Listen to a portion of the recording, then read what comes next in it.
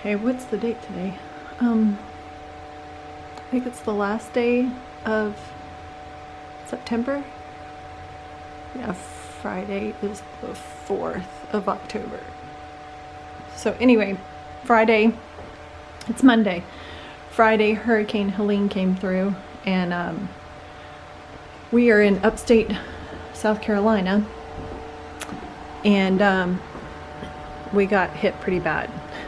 Our neighborhood, our lot actually did really well. We didn't lose any trees or anything, just a bunch of limbs, but our neighborhood has a lot of downed trees and other issues. What's that sound? Anyway, I'm not sure what that sound was, but anyway, we do have water from the city water, but they said not to trust it because of the flooding. So I guess they have a generator or something, but they still said to boil it. So I've been filtering it and then boiling it. This water is still water that I have left over from before the hurricane came through. I filled a bunch of pots and bottles and things with water, and anticipating that I might have to do this. But anyway, so I'm filtering water now, and I'm gonna take this out to the grill, to the burner on the grill, and boil it, and then let it cool and fill bottles, and then I may boil some water to take a bath, because this house does not have a gas hot water heater. And yes, it looks like a hurricane came through my house, because just survival mode right now. But let's see if I can straighten some of this stuff out later. I still have peppers that I have to take care of because I still haven't gotten to all of them, and a bunch of these are turning red and getting weird and wrinkly, so I need to do something with them.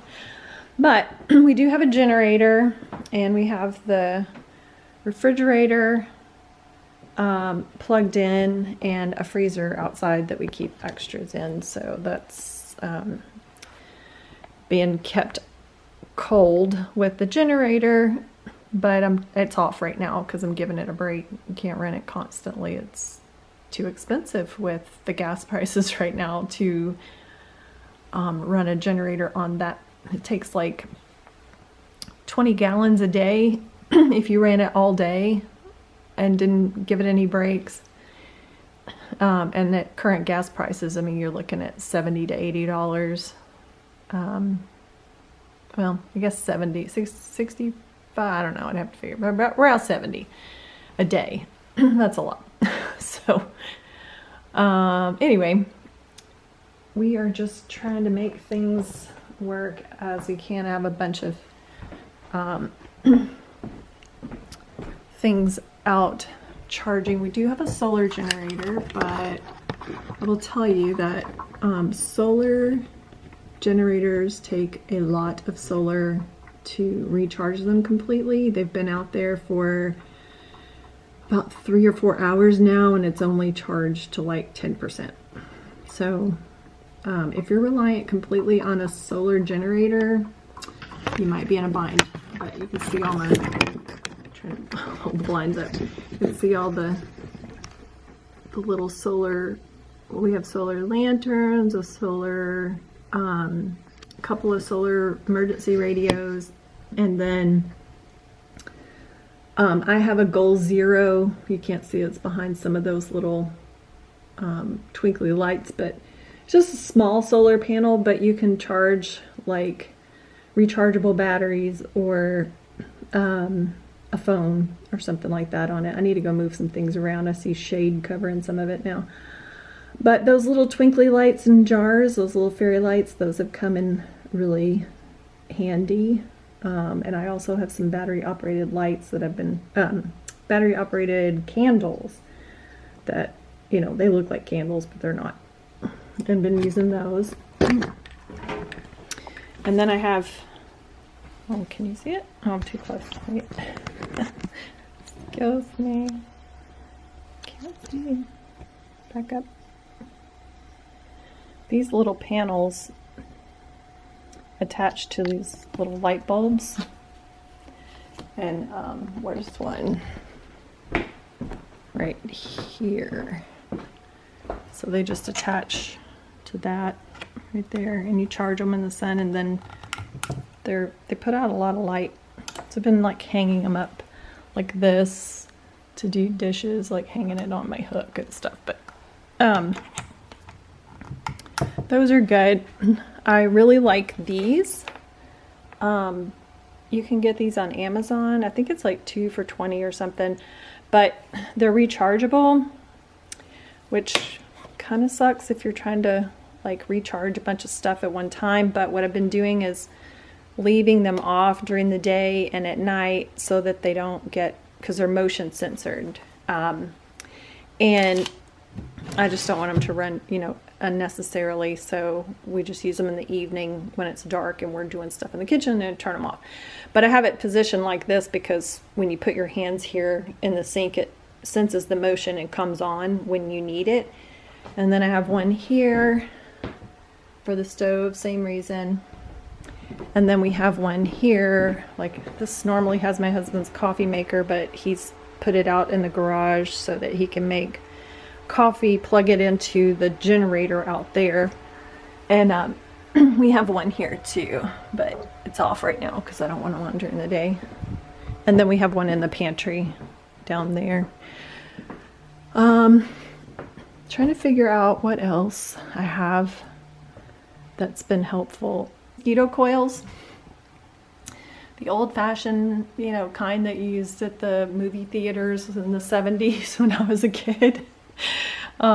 Those work great, and I'll have to show you in a minute. I have this cute little terracotta thing that you put it in to keep it safe and all that, but I just have been putting those near the doors because with all the rain and everything, the mosquitoes are really, really active, and I don't want them coming in the house, so I put it near the doors, and then that way when we come in and out, mosquitoes aren't coming in and out. But I have to make kefir for my husband's. It's out in the fridge outside, so I have to get it and strain it and do that. And then I have, yes, I'm doing sourdough. This has been fermenting all night, and then I just did a stretch and fold, letting it rise again. I'm about to put it in the Benetton basket, and I'm going to put this cast iron Dutch oven on the grill and heat it up and bake it on the grill. I'm pretty sure it will work. I'm praying it will work because I really want my sourdough bread. I have some backup bread in the freezer, you know, I could pull out, but I just really feel better when I eat the sourdough bread. So, and then these are really, really handy too. I'll see if I can find a link and put it in the description, but I got these from Amazon, and it comes with 2 thermometers. So these are this one for the refrigerator and one for the freezer. But if you have multiples, you can get extra. But this has helped us keep track of it's a freezer and a refrigerator freezer. That's what I meant. So anyway, it helps you to maintain like what is the temperature in there, and do we need to turn the generator on and get the temperature back down without opening it. There's no guesswork. And that baloney of your freezers will be fine for a couple of days as long as you don't open them. Baloney. These were both above freezing by 24 hours because our generators were not working at first. We're a generator. We have 2. One is still not working. It's a smaller one. Thank God the bigger one is working. But it definitely, we would have lost a bunch of stuff. Or I think people are believing that the freezer's fine, and when the electric comes back on, it refreezes everything, but then everything's been sitting in there way above temperature, way above freezing. And maybe everything won't melt, but some stuff is definitely going to melt at those temperatures. So don't believe that. You need one of these. Get one now so that you can monitor it. And these are run off of batteries, so you don't need electricity for them. But that has been an enormous help. So I have my water kefir going over here too. I haven't made it. I have some in the fridge that I made before the storm went out, so I don't think I'm going to make any more right now. I'm just going to refeed that so that it's good for a while without me having to make the actual kefir soda. So actually I'm going to go and close this window because it's morning and I was trying to get it cool in the house before the sun comes up and really heats everything up. And that little screen, this house, we're renting right now until we find the property that we want. But this house doesn't have screens. Yay. So we had to buy this little screen that you can slide and adjust to your window. And I stuffed paper towels in the top because there's a gap that bugs can get in. And so I just kind of shoved it in there and then put this little battery operated fan, also very handy. They take a lot of batteries, but they do last a pretty good while. I mean, this one's been running off the same batteries for 3 days now. So anyway, I'm gonna get this closed because it's starting to heat up outside and I want to shut the blinds and everything and try to keep the cool air in as long as I can. Now it's dark in here because I closed all the blinds. But that's a little tip. If it's cooler in your area like it is here in the evening, you know, at nighttime and in the mornings, close everything up during the day, keep it dark, keep the sunlight and the heat out as much as you possibly can. In my bedroom, I have true blackout curtains, like those they're non-sheer, like super opaque. It's like basically a sheet of plastic, but I sewed those to the back of some nice curtains and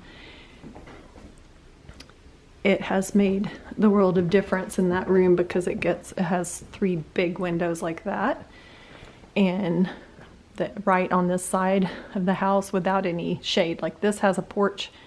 These windows right here and that door have a porch over them, so they get a little bit of shade from that.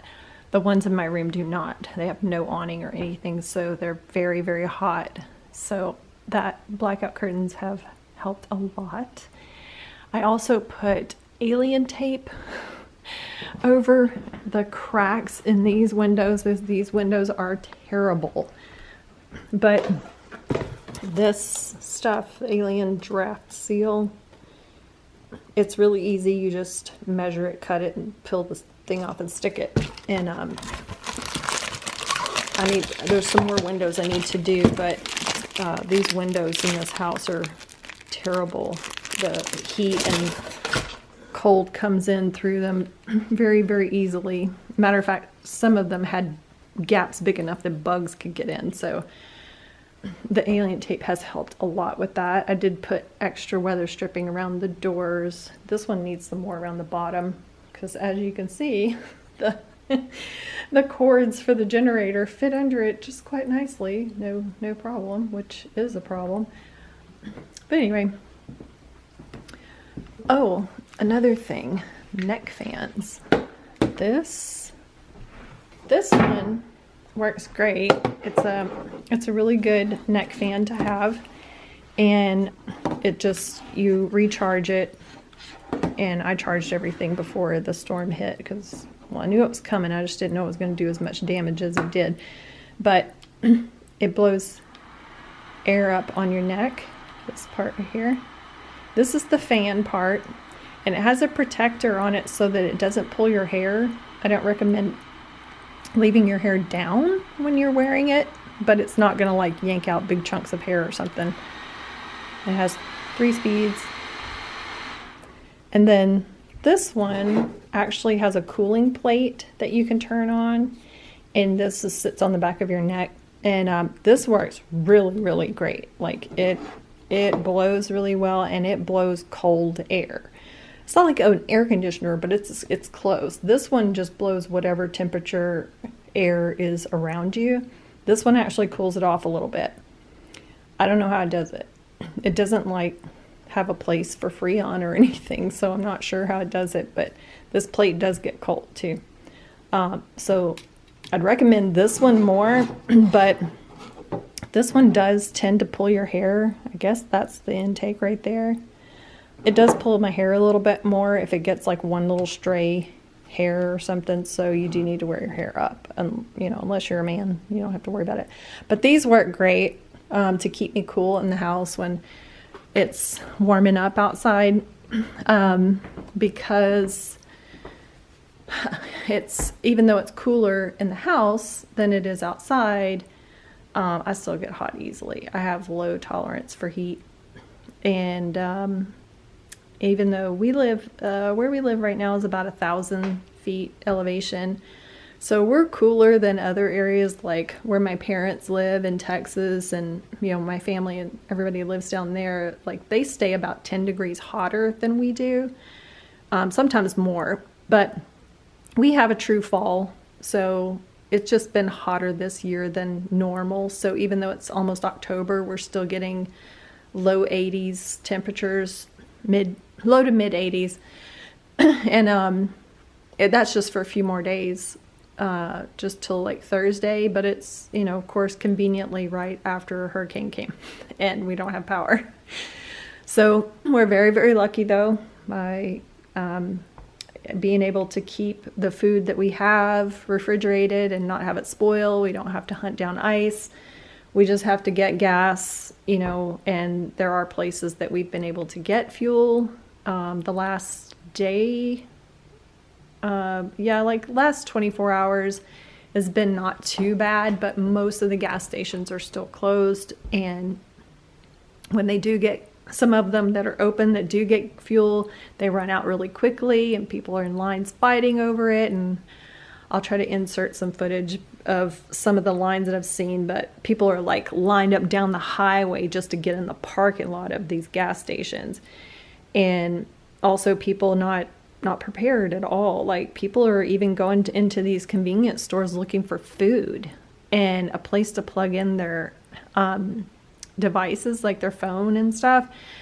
And I guess the people that I saw I saw them sitting in the entries of Home Depot and Walmart with phones plugged in, sitting on the floor.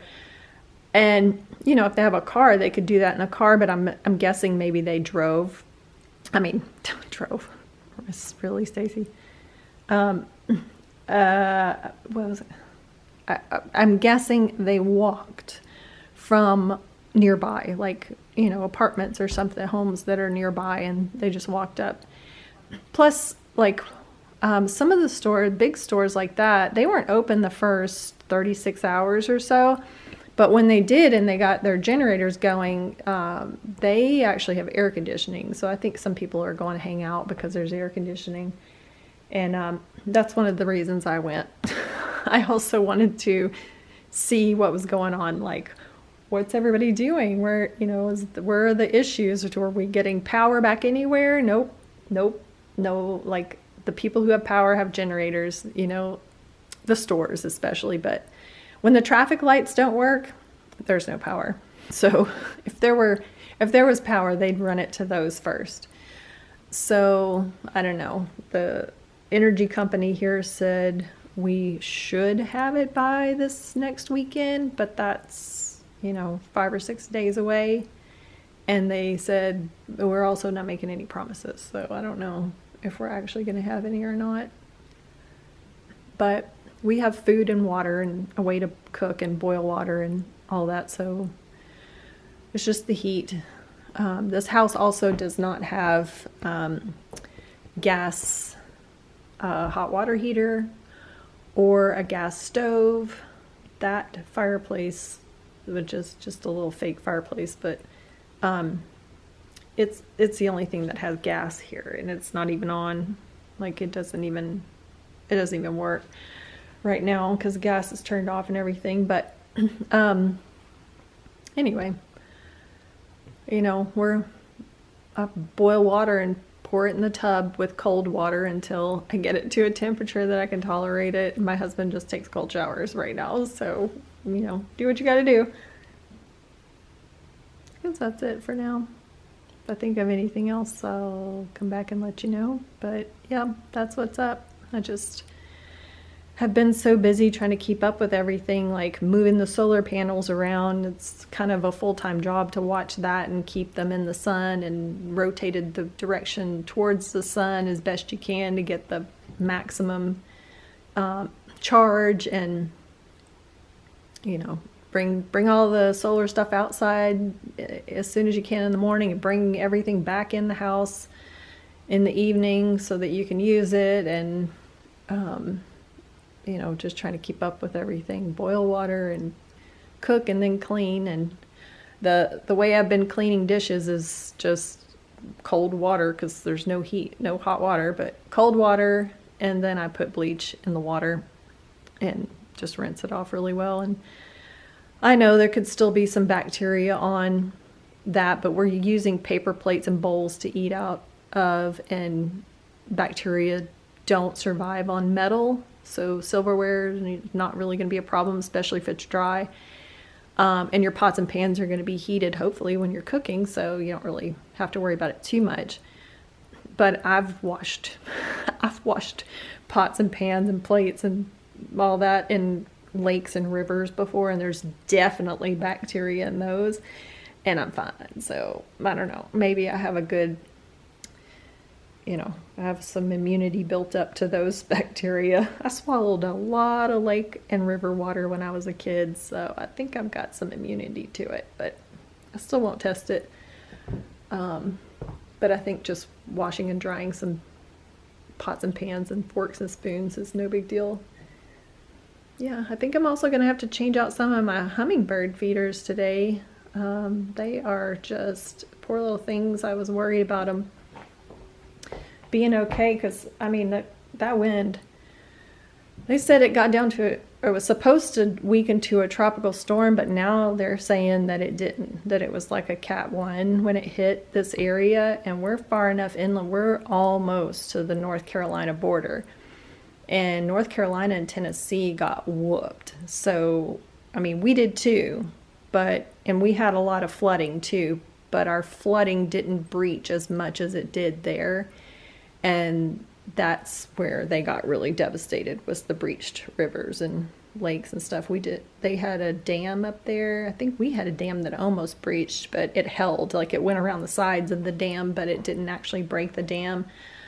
And they had to release a bunch of water, so I'm sure the people down from that got some flooding, but nothing like it was in North Carolina. I seen video this morning of Asheville, and I know Asheville really, really well, and I don't recognize it. The area that they showed, Biltmore Village, I know really well. I've stayed there so many times when we were planning on moving to this area, and I don't recognize anything. It's really sad. They're going to need help for a long time, and it seems like the government has just, like, what hurricane? What are you talking about? I can't imagine what Florida looks like. I haven't really heard anything about Florida, but maybe they're more prepared down there because they know it's coming. I think a lot of people evacuated down there too, so it's probably not as bad. This far inland, you just think, oh, it's going to be weak. We'll get a lot of wind and some rain and, all that, but not as bad as it will be in Florida. So, nobody's telling you to evacuate, because you're not expecting it to be this. Now I think I'd have to drive to Kentucky to find some place that isn't devastated, that has power to even get a hotel room or anything. So we're just gonna stay here. We're fine. We will be fine. So I think that's it. Yeah, I'll talk to you later. Okay, I don't have any lights going on in here, but there's my bread, my dough. I'm bringing out this, it's just a random plastic / cutting board. I just want to bring my good ones out to put on the patio table. My oven mitts, parchment paper to put it down into the Dutch oven. The Dutch oven is already on the grill heating up, so I'm ready to go and transfer it. I'll see if I can get, hey, why is it doing that? Stop that. see if I can get some footage of me putting it in there, if I can find a place to prop this up.